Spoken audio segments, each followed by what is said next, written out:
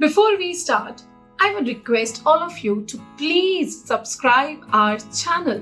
This will help you to stay updated with the latest content that we will be uploading on daily basis on our channel. Also, it will allow you to move a step ahead to score your desired band in IELTS. Hello everyone. Pleased to meet you all. This is Ritika. One thing that I have noticed with majority of the students is they are quite confused about how to answer part 1 questions in IELTS speaking.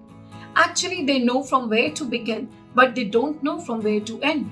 Maybe because they have a lot many ideas to speak on those basic topics, so they fail to prioritize the content. If you are also struggling with the same, then don't worry. This is our today's topic and we will be learning how to present impressive answers to such questions including your home, your hometown, about your work or your study. So let's dive in. As soon as you will enter the examination room, of course, wear a pleasant smile and greet the examiner. Hello, good afternoon, good morning, good evening. Of course, a pleasant smile says it all. After that, examiner will introduce himself or herself and they will ask to verify your identification proof. And what you can do is be ready with your Aadhaar card. Is it? Or maybe the PAN card will work? Is it? No, it's your passport that you have to carry with you. Okay, so make sure if you haven't registered so far, go for it and have the passport. Also, your speaking test will be recorded digitally. During your test, you will notice examiner taking some notes, and I have seen, many of these students, what they do? They peep into that sheet just to know what examiner is writing, and whenever they see, oh my god, examiner has written 5, I got band 5, and with this panic, they ruin up their test. Please don't do that. It can be anything. It has nothing to do with your band. It is none of your business. Okay, so be confident and just focus on your test. Now, the speaking part 1 will start. And examiner will ask your name. What's your name? Now, do you need to be too much creative with this basic question? Do you need to apply that rocket science while speaking? Is it just imagine like you are there at the party and you met someone, you said hi, and the other person, hi, this is Ritika, I'm quite an extrovert person, my hobbies are this and that, last Wednesday I watched that movie, oh my god, he's my favorite actor, and blah blah blah blah blah. So what would be your reaction? Hi, and you'll find someone else and no, isn't it? So please be point to point, present your answers in a short and crisp manner. Simply say, my name is Ritika Girl. You can call me Ritika. Just call me Ritika. The key to crack your IELTS test is be confident and keep your answers short and crisp. Now with this, examiner may start with the questions like, do you work or you study? Now the panic sets in. Oh my god, I work. Oh my god, I study also. So do I need to talk about both? I've just completed my bachelor's. Now I'm doing nothing. What should I say? Should I say I don't do anything? Relax. It doesn't matter. Just choose one and go ahead. You can say I work or I study. But please don't end here. Extend a bit. It is always a good idea to add combining details to your answers. So what you can say, I have been working as, talk about your designation, then talk about the organization where you are working, and then you can add the work ex, like for how long you are working in that particular field. So for instance, if I need to answer this question, so I can say, I have been working as an IELTS coach with a renowned edtech company for 2 years, and this is enough. Okay, after that, examiner will ask, why did you choose this job? Up now, the most favorite cooked up answer that I've heard many times, and what is that? Being a banker was my childhood dream. Being an accountant was my passion since childhood. Really? Is it? Like any child who want to be a banker? No. Of course, okay, if you're saying, you can say it. But I would say come up with some more relatable ideas. Relatable ideas as in, you can say, first of all, I hold a professional degree in the same field. Secondly, my company offered me the handsome package, and that is why I opted the same. This is exactly what I said during my speaking test, and it actually worked. Moving further to the next question, examiner may ask you, do you like your job, or is there anything that you don't like your job? Now, when it comes to answer something positive, we are good at it, no? We have some good ideas to say why I like my job. For instance, you can say, yes, I thoroughly enjoy my job because I'm working with a team of experts, and with each passing day, I'm acquiring new skills. But we get a hiccup when we need to talk about something negative. I would say be natural, okay? If you genuinely don't like anything about the work, come up with that. Don't finish your answer like this. I like everything about my job, so there is nothing that I don't like. Come up with some more natural and relatable answer. Maybe you can talk about extended working hours or maybe unrealistic deadlines. So what you can say here? To be honest, I'm quite contented with my job. However, one thing that actually bothers me the most is extended working hours during the week that hampers my work-life balance. This is it. Blend of both, that yes, you are satisfied, but this is something that you don't like about your work. Okay, so keep it simple for you. Don't feel that pressure. What should I say? How to answer this? No. Okay? Now, moving on to the next category, hometown. Suppose examiner will ask you where you come from. Again, don't need to be perplexed. Should I talk about the place where I'm currently living in, or should I talk about the place where I was born? Doesn't matter. Choose anyone and go ahead. But make sure to stick to one place, okay? Don't intermingle things. That will not work. Select anyone and go ahead. Also, another tip here I have for you is, please don't steal words from the question. Suppose examiner will ask you where you come from. So rather than saying, I come from Delhi, paraphrase the question. Say it in another words, okay? So you can answer it like this. I hail from Delhi, located in the northern part of the country. Being the capital of the country, it's a magnet city. Also, it is known for its historical importance.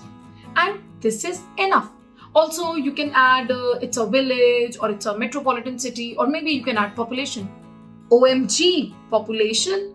I don't know how many people live in Delhi. So what? Any random figure will work. Remember, it's your language test, not your general awareness test.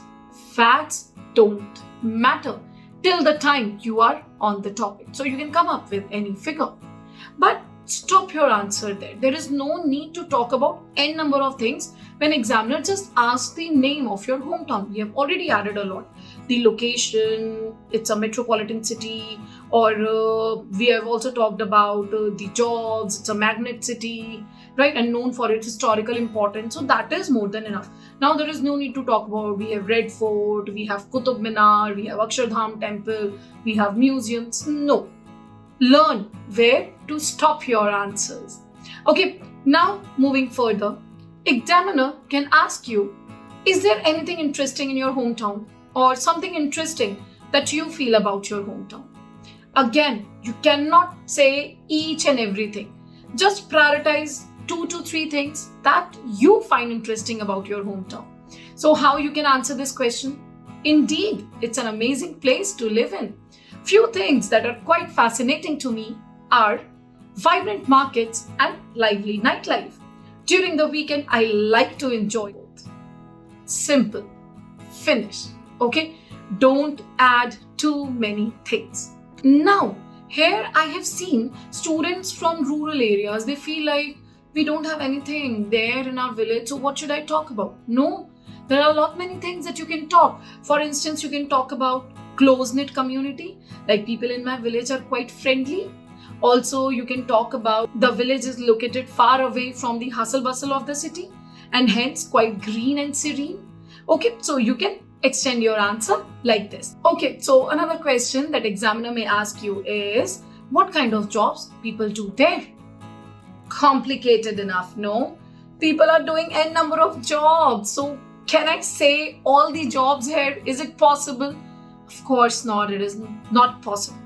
Another tip, try to play with tenses. Compare such kind of questions with past and present. How you can answer this? My city has developed a lot. Earlier, when it was not very much developed or people were not very much educated, so they were more into unskilled jobs or they were involved into farming. However, with the advent of technology or with the advent of internet, I must say many of the people are now going for skilled jobs. So people in my hometown now are employed as bankers, journalists, doctors, teachers, researchers, and many more. So this is how you can answer this question. One more thing that I would like to highlight here is, dear students, please make sure not to make your answers too much complicated with many formal words. It's your speaking test, okay? Spoken English is always different from the written English. So just go with the natural thing, the way you speak. It shouldn't sound like this, that you have memorized certain chunks and you are fitting them forcefully in your speech. Okay, so please avoid this thing. Now, let's move on to the next question type related to your home or accommodation. So the very first question here examiner can ask is, in what type of house you live in? And many times students don't know in what type of house they live in. So study that beforehand, whether you live in any studio apartment or it's a high-rise building or a flat or an independent house, a bungalow or villa. So study it. Okay, so how you can answer this? I reside in a 3-bedroom hall kitchen apartment located in one of the most posh residential areas in my city. Here, I request you, please don't introduce your house like this. I live in an apartment. It has 3 bedrooms. It has 1 kitchen. It has 2 bathrooms. It has 2 balconies. Please don't do that. It sounds more like, remember when we were in grade KG or grade 1, we used to write that essay of cow. Cow has 4 legs. Cow has 1 tail. Cow has 2 horns. Please, this is IELTS and some complex sentences are required, some better ideas are required. So rather than just counting numbers, what you can say, you can talk about like house is spacious, very well lit and ventilated, house is equipped with all the modern amenities. Also, if you are living in a metropolitan city and you have your own parking space, not less than a blessing, no? So you can talk about that I have my own parking space, which is hard to find in cities. Okay, so these kind of details will work, not just counting the rooms. Okay, so the next type of question related to your accommodation is, what's your favorite room in your house? And the very spontaneous answer that comes out is my bedroom. Okay, now here I have seen students drowning in the deep thoughts. What should I explain about my room? What I have?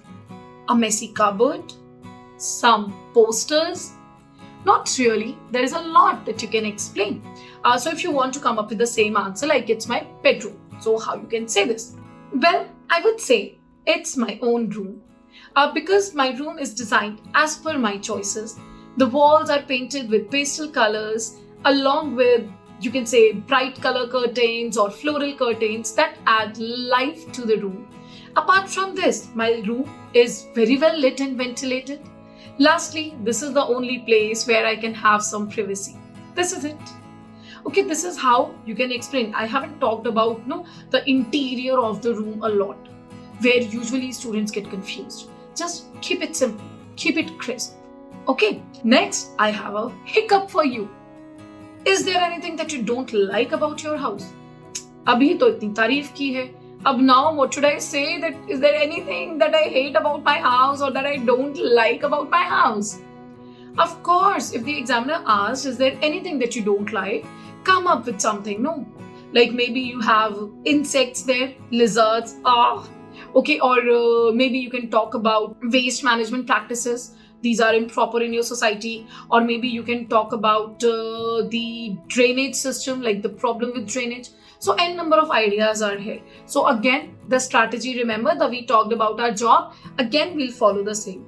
I would say it's a perfect place to live in, except the fact that there is a greenery nearby my house, because of which there are many insects. And this is something that I don't like. Simple.